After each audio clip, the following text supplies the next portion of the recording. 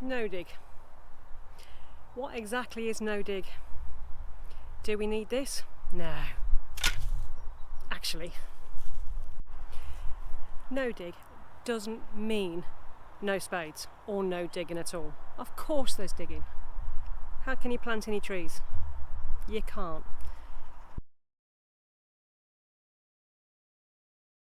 I think it comes from a lot of the generations that believe that just because from millennia we have grown directly into the ground like we have, which of course has worked, that there can't be any better ways or more efficient ways to actually do it.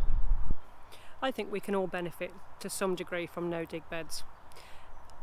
Looking on certain forums on Facebook and groups and sites, there's a lot of hate towards no dig as it's the lazy gardener's way.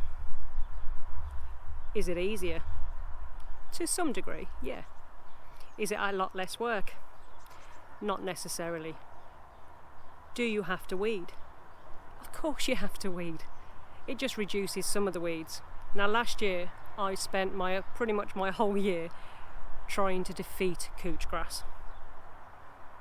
It was a giant pain in the ass. But it actually started to reduce. So yes, you have to use that little hand trowel and you have to dig. The whole premise of no dig is to disturb the soil as little as possible. Not no dig whatsoever, it's least amount of disturbance for your soil. In your soil you have all sorts of life, and a lot of the microbacterias and the mushroom enzymes that are within there, these are what help produce healthy, strong fruits and vegetables. Now, if you're continuously every year churning this up once, twice a year, this disrupts the whole balance and the ecosystem within your soil. So literally just a little amount of disturbance as possible will actually benefit your soil long term. Is no dig beneficial? Yes, yes it is. Helps the ecosystem within your soil, helps promote strong, healthy growth on your plants, and eventually it gets easier with the weeding because of the fresh food that you put on every year in the form of compost. It's ready for a whole growing season. Making no dig beds. Step 1. If needed, cardboard. Step 2. Growing medium. Compost or manure. Step 3. Plant. That's your no dig bed. Simple. And that's it. That's your no dig bed. And then you are just maintaining your weeds as you go along.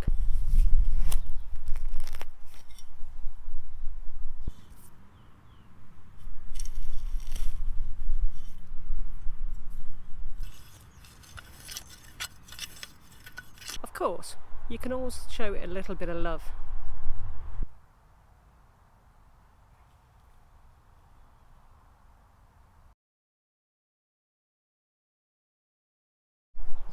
Some facts about no dig. It started becoming more popular and talked about in the 1980s.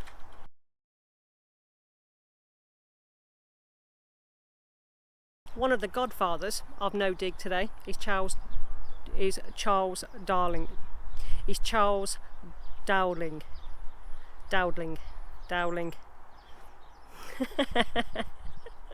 Now he's very popular.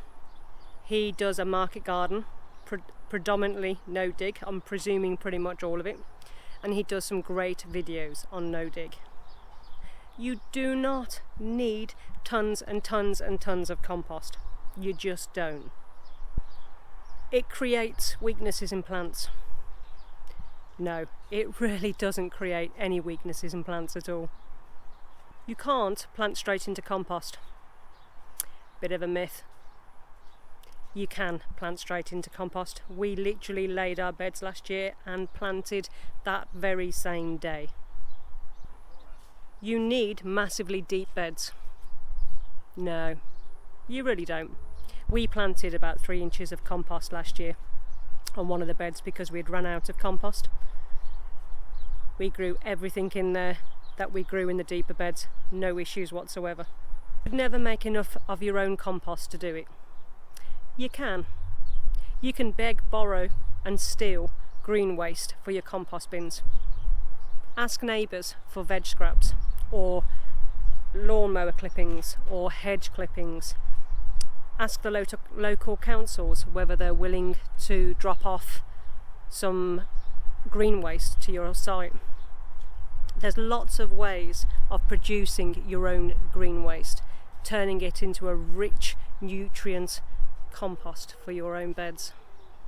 Can you benefit from doing no dig?